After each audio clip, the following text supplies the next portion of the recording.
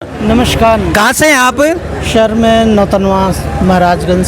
महाराजगंज से यहाँ किस लिए आए? बस सदगुरुदेव के दर्शन के लिए आए सर। काफ़ी सालों से जुड़े हैं आप? हाँ, काफ़ी सालों से। कितने दिन से?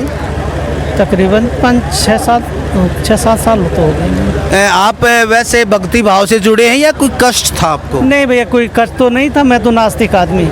नास्तिक? कोई किसी पे फेथ नहीं। अच्छा। किसी देवी देवता पे फेथ नहीं। अच्छा जी। बालाजी में मुलाकात हुआ, उसमें रुके हुए थे। मेहंदीपुर में? मेहंदीपुर में बहन जी की मुलाकात हुई? वहाँ पे गए थे। अच्छा। तो हमारी मित्र मंडली काफ़ी थी, तो वहाँ गए। तो जिस धर्मशाला में महंत जी रुके हुए थे वहाँ मैं भी रुका हुआ था। तो वहाँ तो बुला रहे थे बहुत सारे लोग। भाई क्या हो रहा था, क्या रहा, हमको तो लग रहा था सारे मक्कड़ कर रहे हैं, या तो मेंटल रोगी हैं या कुछ हैं। कुछ समझ में तो नहीं आ रही थी बातें। तो नाम लेके बुला करना शुरू किया। कहते भाई इस महफिल में बहुत सारे लोग हैं। हाँ हाँ होंगे। किसी नाम के बुला रहे होंगे, क्या पता कैसे हैं, क्या है। ऐसा तो कोई भी बाजीगर कर सकता है। अच्छा, आपने बाजीगर समझा उस समय? भाई एकदम समझा।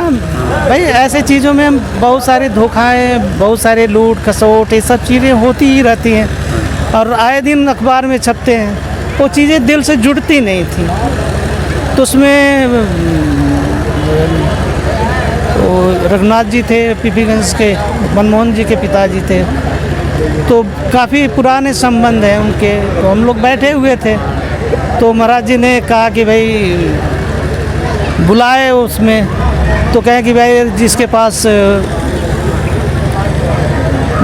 3 बेटियां हो तो चले आए। तो हम कहें इस महफिल में न जाने कितनी 3 बेटियां होंगी। हाँ हाँ।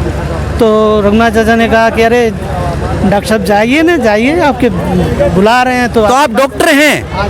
हाँ, डॉक्टर तो होते ही है, अंधविश्वासी नहीं होते, मतलब नास्तिक होते ही हैं। तो ऐसा बात नहीं है सर। तो फिर बाद में कहा 3-4 लोग खड़ा हुए, तो कहे कि नहीं आपको नहीं बुला रहा। तो फिर कहे कि अरे भाई जिसके पास 3 बेटी और 1 बेटा हो वो चले आए। तो फिर रघुनाथ चाचा ने कहा कि अरे भाई आप तो अब तो चले जाओ आप। तो आपके पास 3 बेटी 1 बेटा है। तो हम कहें कि यार दुनिया में न जाने किसने के पास 3 बेटी और 1 बेटा हो, मैं क्यों जाऊं। फिर भी विश्वास नहीं हुआ? अभी तो बहुत सारे लोगों को नाम लेके बुला रहे थे, मेरा तो नाम तो नहीं बुलाया। तो उसके बाद महंत जी ने मुस्कुराते हुए कहा कि अरे डॉक्टर साहब कितनी इंतज़ार कराओगे, अब तो चले आओ। तब मैं जग गया। मैं तो नौतनवा वासी, वो मेहंदीपुर और हासे कहाँ। महंत जी की पूरी परीक्षा लेके गए आप भी? हाँ जी ज़रूर। अच्छा। गुरु करने गए हैं तो ठोक बजा के तो करनी पड़ेगी। जी हाँ, बिल्कुल खरा सोना। भाई खरा सुना। उसके बाद बहुत सारे लोग जुड़े। हमारी सरहज थी, उसके बेटियां थी। तो अर्जी उसने लगाया, अभी तो इंटरव्यू भी हुआ है उसका। तो उनके आशीर्वाद से एक पुत्र रत्न की प्राप्ति हुई। और हम तो यही। आपको क्या प्राप्त हुआ? आप तो मतलब बिल्कुल ही नास्तिक थे। बहुत शांति मिली। बहुत शांति मिली। एक परम सदगुरुदेव के चरणों में सत नमन। ये इस उम्र का हिसाब है या थोड़ा वास्तव में आस्तिक हो गए आप? नहीं, आस्तिक तो हुए। लगा कि हाँ धोखाधड़ी के बीच में, मुखौटाधारी संतों के बीच में कोई परमधनी संत, पूरनधनी परमात्मा साक्षात बैठा हुआ है। और प्रेमियों से रिक्वेस्ट है आए, लाभ उठाएं महंत जी की बताई हुई।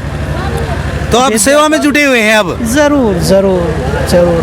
बहुत बहुत धन्यवाद डॉक्टर साहब का। और डॉक्टर होते हुए ये, क्यों डॉक्टर तो डॉक्टर ही होता है, सभी जानते हैं। तो फिर भी आस्था में नास्तिक होते हुए आस्तिक बने और इन्होंने अनेकों लोगों के कष्ट दूर करवाए, बुलाए और आज भी ये धाम से जुड़े हुए हैं। करीब 60-70 लोगों की बैच है, पूरी आई हुई है महंत जी के दर्शन के वास्ते।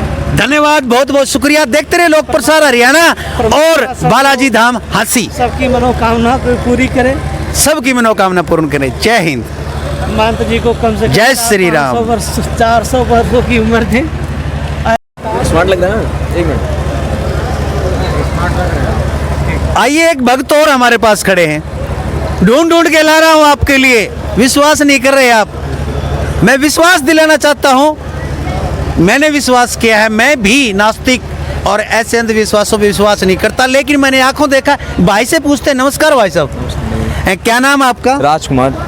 राजकुमार, कहाँ के रहने वाले हैं? यही पीपीगंज के रहने वाले हैं। पीपीगंज के रहने वाले हैं। फिर तो घर की घर में आ गए, हाँ। बिना किराए आ गए। जी जी जी। हाँ, तो क्या कष्ट था आपको? कष्ट कुछ ज़्यादा नहीं, बस सफलता नहीं मिल रही, इसीलिए तो भगवान के चरणों में आए। नौकरी नहीं मिल रही? नौकरी नहीं मिल रही भाई। तो यहाँ रिश्वत भी चलती है? रिश्वत नहीं चलती। कोचिंग पढ़ा रहा था तो दोस्तों ने बोला था भगवान का एनर्जी लगता है कोचिंग से, अपने मान लो वहाँ से एनर्जी। मैंने कोचिंग से लगाई। जैसे मैं यहाँ, मेरा नाम बुलाया गया, राजकुमार आ जाइए। आज ही आए हैं आप? पहली बार मैं यहाँ आया और आते ही नाम बुला दिया। जैसे मैं आया तो मेरा नाम बुला दिया गया, राजकुमार आ जाइए। मैं तो सरप्राइज था, मेरा ही नाम है, किसी और राजकुमार का नाम है, मगर और राजकुमार नहीं थी? कोई और राजकुमार गया नहीं, मैं पहुँच गया। कोई नहीं मिला, आप अकेले थे? जी जी। तो आप पहुँच गए जी। तो क्या दिल की बातें बताई?